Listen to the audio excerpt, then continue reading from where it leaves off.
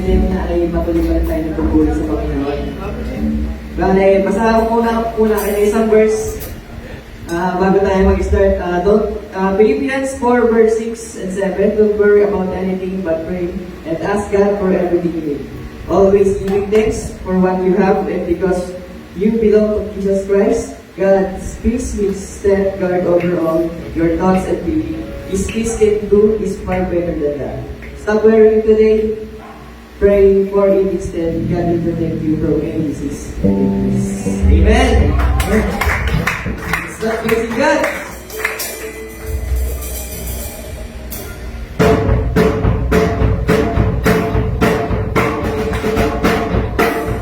One touch, never ready.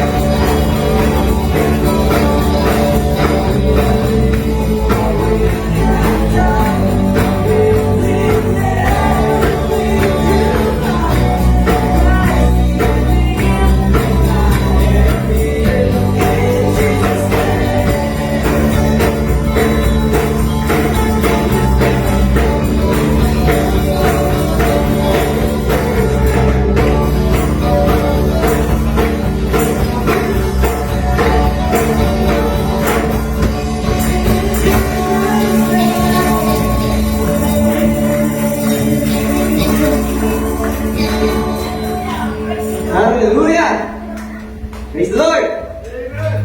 Magbalik ko doon. Yan, sige, balik ko ulit.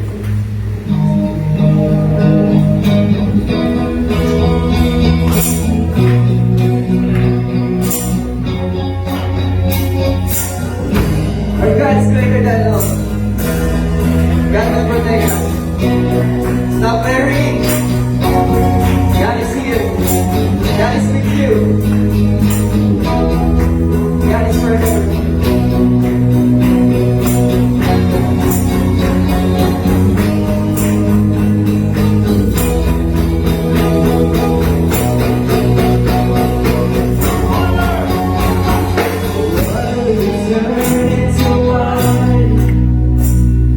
Open the eyes of the blind. There's no one like you.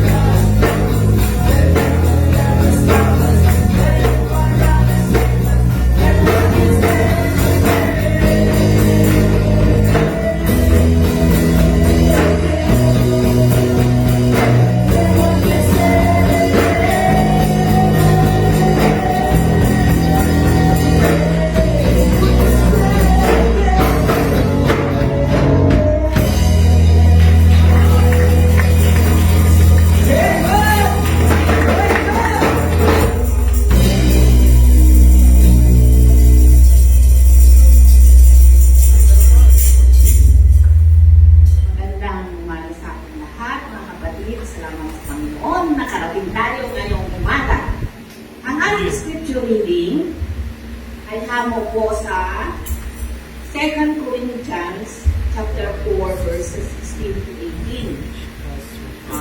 Pilipin ang Tagalog version po, nabubuhay sa pananampalataya. 16. Kaya hindi kami nasisiraan ng loob, kahit na humihina ang aming katawang lupa. Patuloy namin pinapalakas ang aming espiritu araw-araw. Ang pagkakya at panandaliang kabutihan, dinanas namin ngayon ay magbubunga ng kagalakang walang hanggan at walang katulad. Kaya ang paningin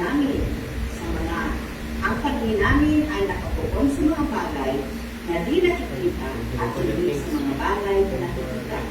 Sapagkat panandalian lamang ang mga bagay na nakikita, ngunit walang hanggan ang mga bagay na hindi nakikita. Diyos ang magpala ng kanyang mga salita.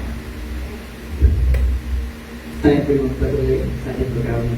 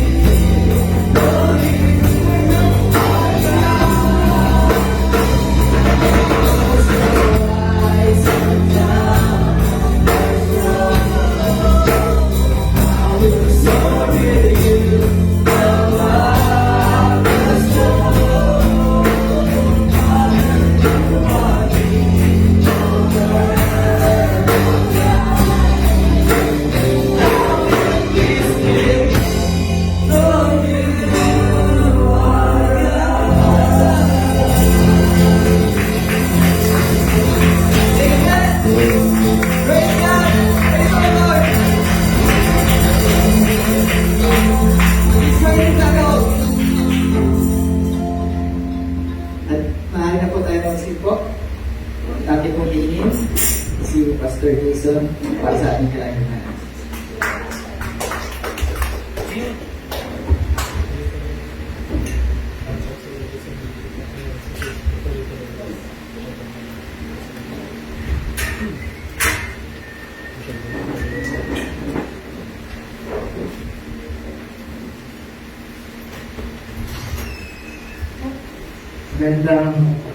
Gandang tanghali po.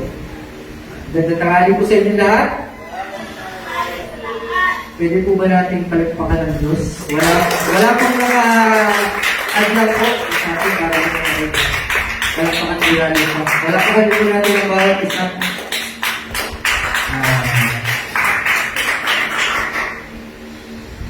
Medyo ano po kasama kasi wala ko nag-ikot. Hindi, pasensya na po at nakamas po ako. Ito po hindi naman para sa akin, para sa inyo rin po. Kasi hindi ko rin naman po alam kung sino mga nakakalibilo po. So, para na rin po sa kaligtasan po natin lahat. Kaya po ito.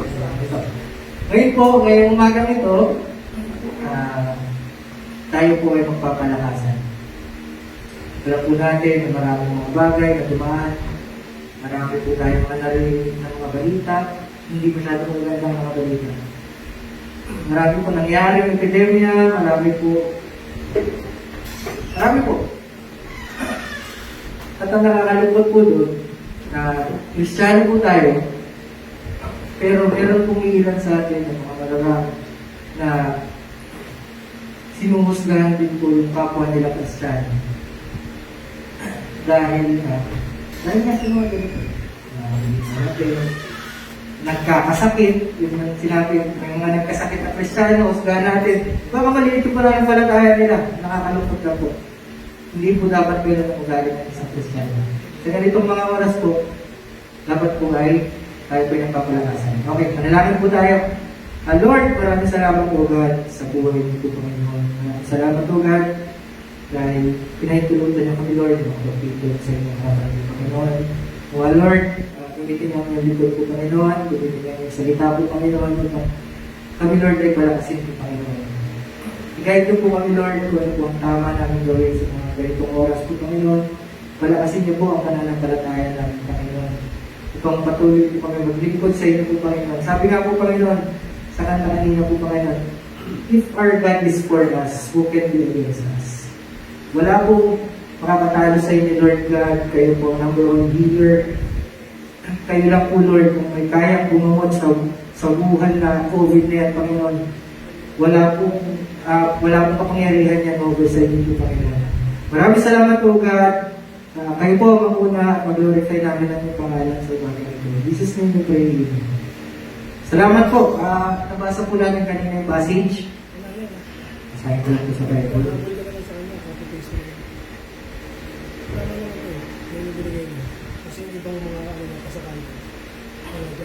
Kamusta po pala sila? Nakapagpanig bahay na ba? Sino may alcohol? Kaya pabili. Meron po kasi nagbibenta ngayon, 1.5 daw. 500 mura na daw yun.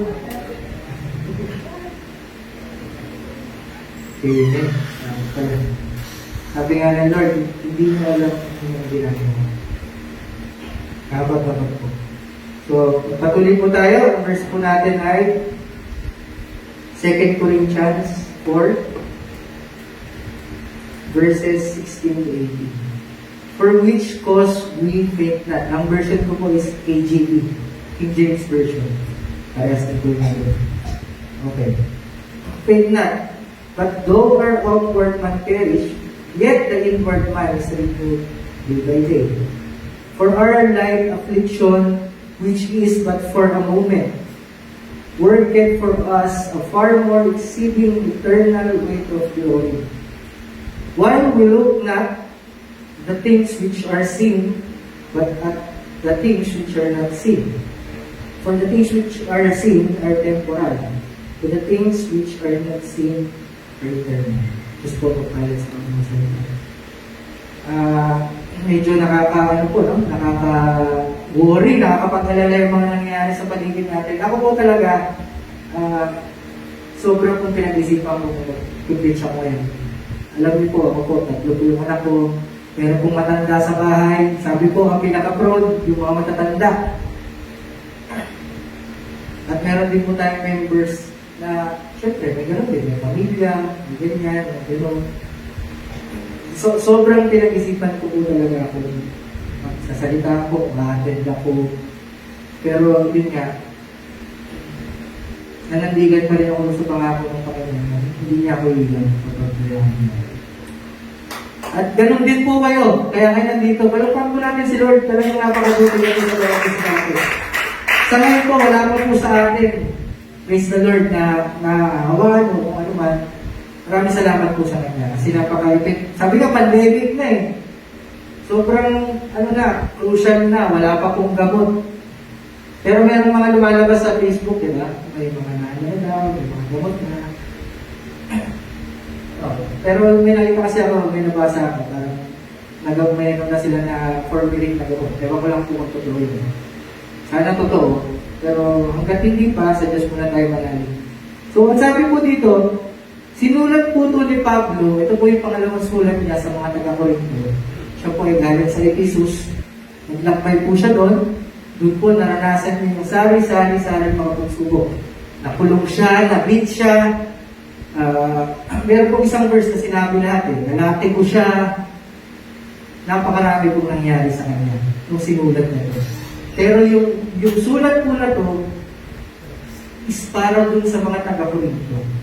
Na kung darating man sa inyo, magkaroon man ng mga suffering na ganito, ito yung magiging kalakasan nyo. Itong mga salitang po. Sabi po natin verse 16. Verse 16, ano sabi niya? For which cause we faint not. Sabi po sa ibang version, take heart. Sa ibang version po, do not lose hope. Do not be discouraged. Isipin niyo po, kung gaano karami ng mga pag-uusig, mga nangyari kay Pablo, kinulong siya, kulang na lang po siguro, patayin siya sa mga ginawa sa kanya. Marami po, nilapit ko, pero hindi pa niya oras kaya hindi pa siya namatay. Hindi pa rin yung ikakulor, kaya hindi pa yung namatayan niya. So, napakarami po nangyari sa kanya. Pero ano po yung message niya dito? Tayo daw po, ng mga kapatiran, ay dapat po hindi po siya nag-faint sa mga ganitong sitwasyon. Ang title po nito dun sa Bible ni Atenas, Mabuhay sa Pananampalataya. Tama ba? So yun po. We shall not faint. But though our one man perish, bakit po nag-perish? Ano po yung outward man? Ano po ibig sabihin po nun? Yun po yung physical body natin. Dahil po sa mga pagsubok na po na yan, na nararanasan natin, meron po iba nabubulag, meron iba napupuruhan yung mga tuhod, mga sabas. Pero dahil dito sa mga affliction na to, sa mga binibigay sa atin ng kaaway, sa mga pinapahintulot ng Diyos, upang lumakas tayo. Dahil sa mga affliction na yan, sabi niya, ano po sabi niya? Outward man perish. Nagpe-perish po yung katawan natin eh. Hindi naman kasi ito panghabang buhay. Meron pong malalakas dati, nag-basketball pa, kaya pa. Pero ngayon po, medyo hindi na sila ganun. Kahit po yung mga magaling, di ba? Sila Jordan. Kita niyo po yung panahon na sobrang galing niya. Pero ngayon, wala na. Nag-perish na siya. Nangyayari po yun sa katawan natin. Sabi po dito, kasi nga po, ganun yung mga nangyayari sa kanila. Sa pangangaral nila, maraming nangyayari. Nag-beat sila, nakukulong. So, yung katawan po nila, gawin na gawin, kumbaga. Gawin na gawin. Pero ang sabi po niya sa susunod, yet the inward man is renewed day by day. Ano po yung inward man? Siya po yung spiritual being natin.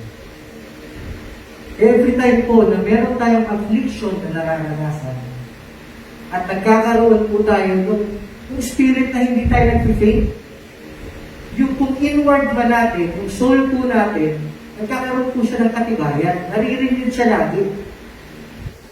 Di ba po, pag mayroon tayong nararanasan, sino ba ano?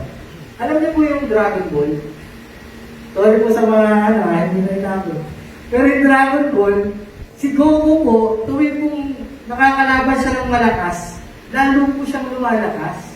Kung meron siyang pagsubok, kung meron siyang kaaway, kung meron pong tao, di ba tao, mga element yan, yun sila Prisa, sila Cell, kung nakakalaban niya po, palakas siya ng palakas. Naririn niyo po yung strength niya.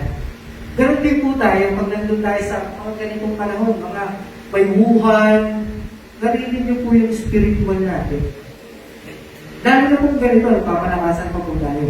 Lalo po siyang naririn yung araw-araw, habang po meron tayong affliction.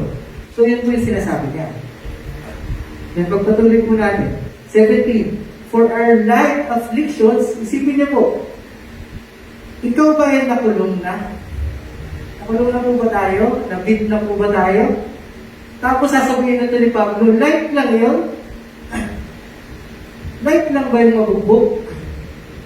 Light lang ba kung ano yung mangyari sa'yo? Light lang ba kung garatehin ka? Ay, sorry. Hindi light lang ba ipanish ka? Parang gano'n? Light lang ba yun? Diba? Parang sabihin kayo ni Pablo, napakaano naman ito, yabang naman ito. Light affliction lang pala yun sa kanya. Pero yun po yung sinabi niya. 17. For our light affliction, which is but for a moment. Ano po yung moment na sinasabi niya? Yung moment po, yung panandalian po, sa isip po ng tao, 3 seconds, 4 seconds, 5 seconds, 2 minutes. Ang sinasabi po moment dito ni Pablo, life long. Hindi po sabihin, habang nabubuhay po tayo, yun po ang ibig po sabihin ko. Habang nabubuhay po tayo, Kristiyano man o hindi, nakakaranas po tayo ng mga ganyan, mga affliction, sari-sari po. Pero ito po, pinapatungkol niya dito sa mga Kristiyano sa Corinto. So, specifically po, para po sa kanila. So, yung mga light afflictions nyo pala, yung mga bugbog na nararanasan nyo, yung mga pag-uusig na nararanasan nyo, na pinapatay kayo, na kung pag nakita kayo ng titipon, papatayin kayo, light afflictions lang pala yun, at sa nagdali lang pala yun. For a moment. Yun ang sinasabi niya. Pero, tinutukoy niya po dito ang moment. Life lang po yun. Ilang taon po tayo nabubuhay? Pinakamatagal po ngayon. Meron po siguro 130 years, kung ba nagkakabalik, sa ibang bansa. Yun po yung parang mahaba ng buhay na. Yun po yung life long. Yun po yung for a moment na tinatawag ko pa. Ganun po dapat tayo expected na natin. Nadaranasan po natin yan. Lalo na po kanina, perilous times will come. Hindi po tayo ginawang mangmang ng Diyos. Binigyan niya po tayo ng wisdom. Binigyan niya po tayo ng word niya. Sinabi niya po sa atin na mangyayari po ang mga bagay na to. Sa ibang version po, sinabi niya, famine will come, earthquakes will come. Sabi po dun sa earthquake, 1/3 of the population will die. 1/3 po. Hindi po sa Pilipinas yan, nagabangan natin ang biguan. Sa buong mundo po yan. Isipin niyo po, 1/3 ng mga tao sa buong mundo mamamatay dahil sa earthquake. Isipin niyo po kung gano'n yung kalakas. Wala po talagang ligtas. Bumukak po talaga ang lupa. Ngayon po, salamat sa Panginoon dahil ganito pa lang po nararanasan natin. Meron pa tayong oras, nakakapagsamba pa tayo sa Diyos. Hindi pa ganun ka-strict ang gobyerno na papatayin ko yung mga kukulong ko yung mga matitigas sa kulong Kristiyano na nagsisipa pa rin. Kahit bawal. Wala pa tayo sa ganun eh. So, i-cherish po natin yung moment na to. Kasi baka dumating po yung araw na gano'n na. Doon po lang masusubok ng pananampalataya natin. Patuloy po natin. Work it, ayun po, for our light affliction, which is but for a moment, work for us a far more exceeding eternal weight of glory. Tingnan po natin. For a moment, doon po siya na sa eternal. Yung afflictions mo, for a moment, ano pong katumbas yan? Magiging eternal po yan. Ano po yung eternal? Eternal weight of glory. Yung weight po na tinutukoy doon, diba? Life po yung affliction, di ba? Life. Pero dito po, eternal weight. Hindi po sabihin, gano'n siya kabigat. Ganon. Sabi po dun sa ibang talata, Romans 8:18, ewan ko lang kung may legit. Hindi ko na palagay. Romans 8:18.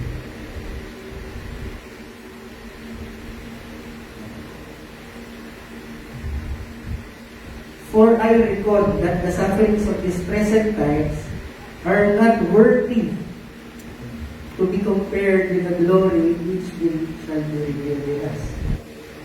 So yun po palang mga sufferings natin, nararanasan natin ngayon, which is life pala.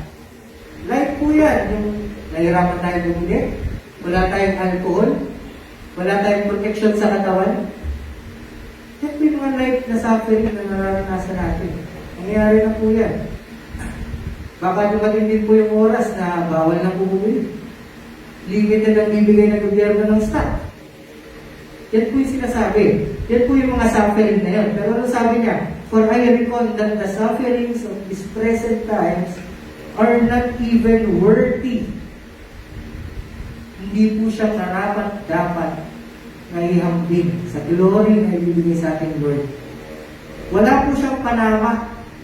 Yun po yun. Ibig kong sabihin, ito kung ganitong kaliit na nararanasan natin suffering, na malaki na po sa atin, na hindi tayo makapagtrabaho, sa atin yan eh. Hindi tayo makapagtrabaho, may pamilya tayo. Ano gagawin ng gobyerno? Tutulungan mo kami? Pakainin yung pamilya ko? Hindi kami magtatrabaho? Suffering yan. Pero ano sabi ng Diyos? Hindi yan worthy to be compared sa glory na abutin natin.